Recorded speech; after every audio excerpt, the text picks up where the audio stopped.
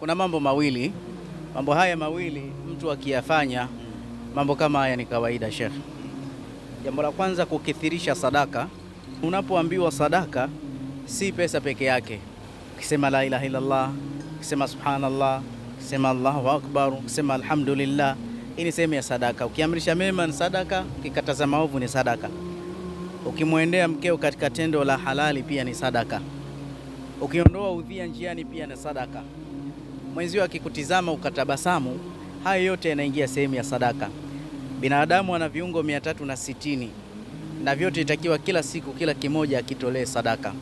Akifanya vile, basi zile ghamu, yale mambo ya kukwama yote Allah anayafungua. Pacha wa hili ni kukithirisha kumsalia Mtume sallallahu alaihi wasallam, na ili uondoshewe ghamu na dhiki itakiwa kwa siku mswalie masaa 24.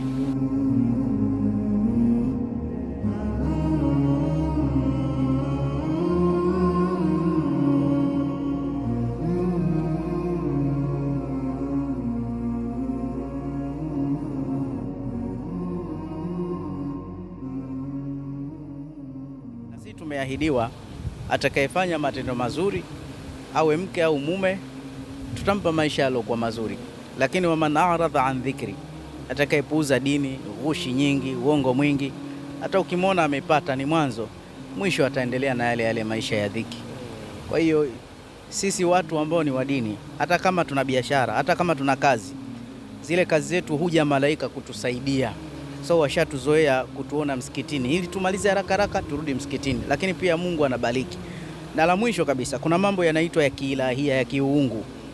Yaani unafanya mambo ambayo huyamudu.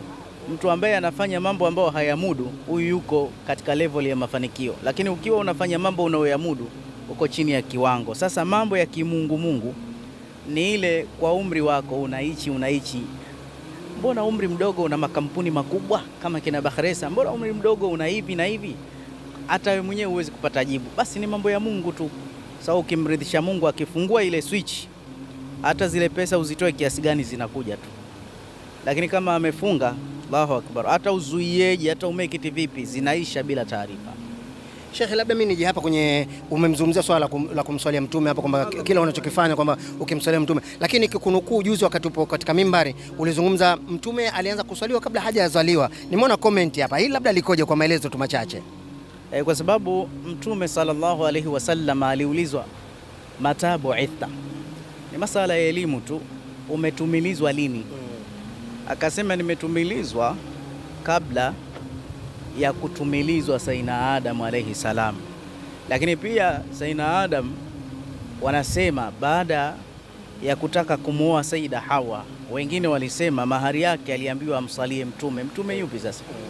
Lakini pia ukiacha hivyo, alipofanya makosa, baadhi ipo kauli inasema alimwomba Mungu amsamehe kwa daraja na baraka za Mtume Muhammad. Kwa hiyo dhikri ya Mtume ilikuwepo, na ukiacha hivyo kwenye Taurati na Injili, wa mubashiran birasulin yati min ba'di ismuhu Ahmad, kuna mtume anaitwa Ahmad atakuja. Kwa hiyo bishara ya Mtume ilikuwepo tokea zamani. Tukiacha yote ubishane, wote tunakubali amekwenda Isra wal Mi'raj, haijalishi ni ndoto au fizikali, jisman wa ruhan. Lakini alipofika pale katika introduction yake, introduce aliyoifanya, alikuja kusema Mtume ana fatihan khatimatan, mimi ndio wa mwanzo na mimi ni wa mwisho. Aliyasema na mashekhe wote wanakubali na wafasiri, Mtume asema yeye ni wa mwanzo na yeye ni wa mwisho. Sasa tokea ule uanzo wake ndio alianza kuswaliwa na Mwenyezi Mungu. Sheikh, maswali yako mengi hapa, waandishi wote wanataka kuulize wewe swali, lakini mimi tu labda nikuulize, takriban wiki 3 zilizopita hivi mafuta yamepanda sana bei, kutoka shilingi 2800 mpaka kufikia karibu shilingi 4000 sasa. Na hata huko mbele tunapoelekea tayari sehemu nyingine shilingi 4010, 4020. Gari takriban 14 hizi ambazo ziko katika sehemu yako hii, zote ziko silence toka asubuhi ya saa 1 waandishi tumefika mpaka muda huu wa saa 7 adhuhuri, gari zote ziko silence. Sheikh, unajiamini vipi kuziacha gari zote ziko zinaunguruma hivi? Hiyo shughuli, kwanza Mwenyezi Mungu hapendi watu wanaofanya israfu, wanaotumia vitu kwa fujo, hata kama wanavyo vile vitu. Lakini sasa kwa mimi kuna kitu kimoja, hizi gari haziachwi tu silence ili zimalize mafuta, kuna maana halisi. Mfano gari hizi za kizungu, acha hii ile Ford Ranger hiyo hapo.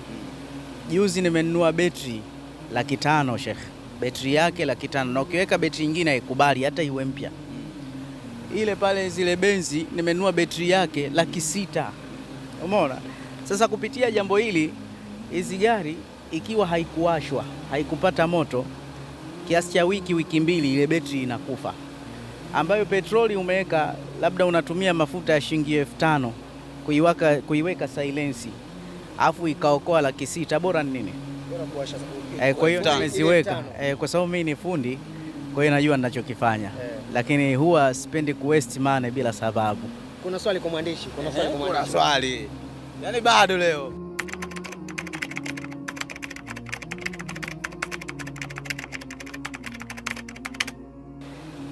Usiku wa kuzaliwa Mtume Muhammad sallallahu alaihi wasallam ni bora kuliko usiku wa mkesha wa Lailatul Qadr. Swali hili ni zuri, lakini naona sipati dhambi nikisema no comment. Endelea na jengine. Mwalimu, sasa swali liko hapa. Sisi tunataka kujua kwanza, kwa sababu tunasema katika dini yetu ya Kiislamu kuonesha mazuri si mbaya, kwa kujifunza. Sunna. Kuonesha mazuri sunna. Wewe tamani kwani kujua kila nini gari bei yake? Hili tuliache make No comment. No comment. Ila kumbuka kwamba alichokifanya leo Jumapili, kuita waandishi, kuita mashehe, kuita watu kutoka maeneo tofauti tofauti, kuwaita watu wasiokuwa na uwezo, ni jambo ambalo shekhe ameamua kulifanya hili. Na toka siku ya Ijumaa hili jambo linatangazwa.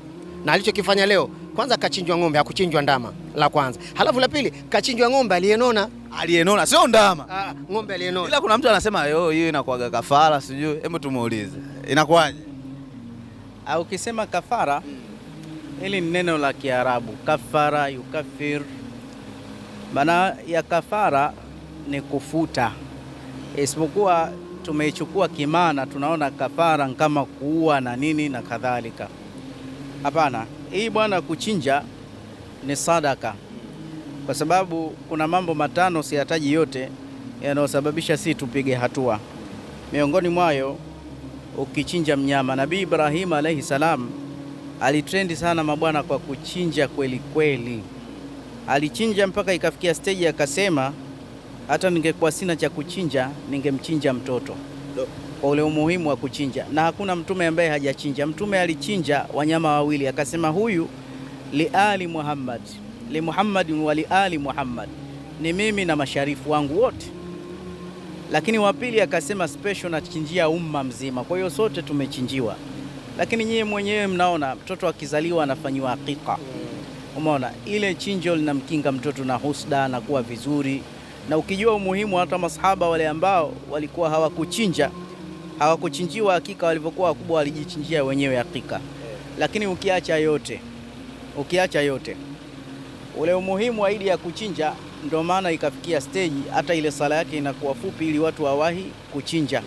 Kuchinja ni jambo la umuhimu. Kwa hiyo leo tumewaita watu, huwa ni tabia yetu kuchinja mara kwa mara, na tunachinja kule Buguruni. Haipiti wiki lazima tuchinje. Hili ni jambo limeendelea na tunaona fadhila zake. Lakini eneo letu la Buguruni, nyumba ni kubwa lakini location ni ndogo. Tukiamua kuchinja mnyama kama ng'ombe, ngamia, huwa tunapenda kuja huku nje ya mji. Lakini pia lazima tualike watu ili wale wafurahi, tupate baraka zao. Lakini kwa sababu ni mnyama mkubwa, hatuwezi kumaliza sisi peke yetu. Kwa hiyo ukiona namna kama hii tumechinja, ujue usiku wake kuna mkesha. Tukishakesha usiku tunamlilia Allah, naambia ya Rabbi kubali kile kichinjo chetu. Na kwa nini tunakisimulia hapa? Ng'ombe kenyewe kamoja, Waturuki wanachinja mang'ombe 100 kwa sababu sisi ni madai. Ili watu wengine ili jambo waige, wachinje. Mtu akiona tu mambo yake si mazuri achinje. Na hata kama ni mazuri achinje. So hii kuchinja inamuongezea na ni sehemu ya ibada. Anwa'ul ibada kathiratun minha, aina za ibada nyingi. Minhumul mahabba, kupendana ni ibada. Wanadhuru, kuweka nadhiri kwa ajili ya Mungu ni ibada. Wadhabhu, na kuchinja ni sehemu ya ibada. Kwa hiyo ni ibada kama unavyoona ibada zingine. Naam. Bana, mimi bado mpekuzi. Ukiachana na hivi vitu Mungia, mimi nataka nikupitishe kila gari moja kwanza, afu ndo tuje kwenye hii michezo. Au unasemaje? Sawa. Hebu njoo nitajie kwanza. Shehe tunakuja. Inaitwaje? Bana, hii inaitwa Ford Ranger. Ford Ranger. Betri yake shilingi 500,000. Betri peke yake. Betri 500,000. Shehe wako anayo? Mimi na mashehe wengi. Njoo sasa. Mimi nimekuuliza tu shehe wako.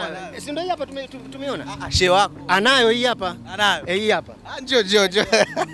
Shehe wako umesema anayo. Ana hii. Hii ni Range Rover.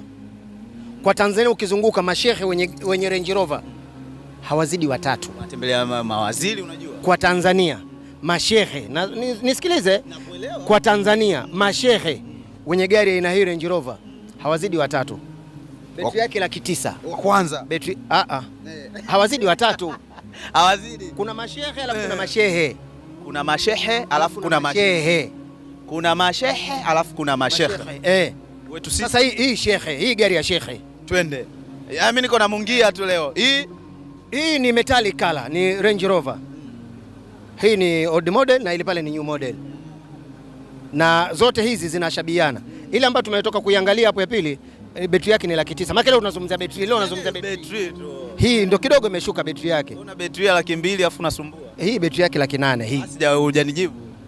Una betri ya 200,000 unasumbua. Wewe hizo gari nyingine zile hakuna betri ya 100,000. Njoo. Sisi leo tunakuoneshea tu betri na gari zenyewe. Ukiambia tupo kwa mashehe wenye hela zao, wenye utajiri wao, uchao au shehe. Hii ni Range nayo. Hii tunaita macho usingizi. Macho usingizi. Hii macho usingizi.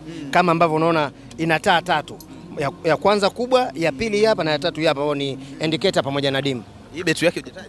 Hii betri yake nakutajia ndugu yangu. Haitofautiani sana na ile ya pili ambayo tumetoka kule, betri yake 900,000. Hii hapa. Ya katikati hapo ambayo ni gari ya 3. Hii ya 4 hapa ambayo tunaiangalia. Ziko gari 14, lakini leo tena kwenye gari 7 tu. Leo zile zenye nini mzuko 7 tu. Njoo nikusogeze. Hiyo achana nayo bwana. Twende. Ioneshe tu. Usikiblateni bwana. Tuoneshe tu. Betri yake unajua haijavuka laki. Betri yake haijavuka laki. Hii hata ukiacha miezi miwili uje iwasha. Yaani ukija kuipiga humo basi haina shida sana. Twende sasa. Twende. Uzaifa vipi? Uzaifa? Hebu angalia kwanza uko mbele taa zilivyo. Kibleteni anakuoneshea. Bwana, kumbuka tu kameramani tunaye. Bwana. Yaani hata ile make hii ndio logo ya gari hii. Inaonyesha kwamba gari hii ni ya kampuni gani. Huyu Mjapani huyu. Huyu Mjapani huyu. Bila 1,200,000 hujapata betri. Bwana. Bila 1,200,000 hujapata betri. Kwa nini usiwashe ikakaa muda wote? Na hii ndio inakula mafuta kuliko gari nyingine zote. Hapa zote? Hii hapa. Zile nyingine shehe kasema tu mwenyewe kwamba yani kutumia mafuta 5,000, 7,000 sio shida sana. Lakini hii yani ukiwasha masaa matatu, kila saa moja mafuta ni 15,000. Kwa 50,000 akaribia ukatika hapa. 50,000. Haya. Bana, twende nikusogeze. Bana. Hebu sogea, pita huku. Ndio, pita huku, mungia. Shida iko wapi? Hebu kwanza inafunguka. Bana. Hatujai kukaa kwenye gari kama hizi bana. Hatujai kukaa. Niambie. Macho ya panzo open roof. Alafu unaona huko juu kulivyo. Yaani hata ukitaka kusimama hapo juu, ukitaka kufanya majambo yako, na sisi wenyewe pia tunaweza tukasimama hapa. Yaani tukasimama hapo, unasimama. Wewe mungia. Unashindwaje? Wewe mungia wewe. Wakati huo chombo kinatembea.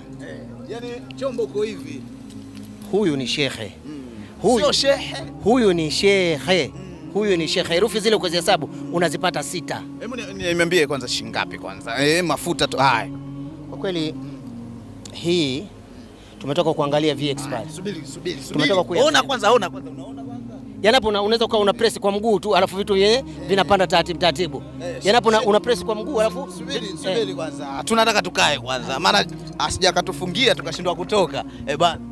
Mafuta tu. Hii mafuta tofauti na ile ambayo tumeangalia pale VX. Hii kwa sababu ni Mercedes Benz na hii ni old model. Gharama ya uendeshaji hii gari, mafuta ambayo yanaingia kwenye ile filter peke yake takriban shilingi 70,000. 70? Yanaingia kwenye filter. Kuanzia saa 12 mpaka saa 5. 10,000 lazima ikatike. Gari haijatembea, imekaa tu silence tu inanguruma. Sawa, twende kwingine. Yani sisi leo tunakupeleka kila gari moja una trekta lako, njia yenyewe inayopita yenyewe haieleweki, inazimazima, afu una gari haya. Nyingine hii hapa. Hii kwa mara ya mwisho. Wakati waziri mkuu mstaafu anaenda kukabidhi ofisi, ndio alitumia vyombo kama hivi, vilikuwa 4. ikiongozana kwa Tanzania mwenye Mercedes Benz kama hii ni shekhe mmoja tu bana. Huyo ni Said Kibretene ambaye anakuletea kila kitu, kila picha unayoiona. Leo sisi tumesema hatuachi kitu, lakini pia tupo na wadau mbalimbali, bila kusahau mzee wa AQ Muhammad aka Mr. Drone.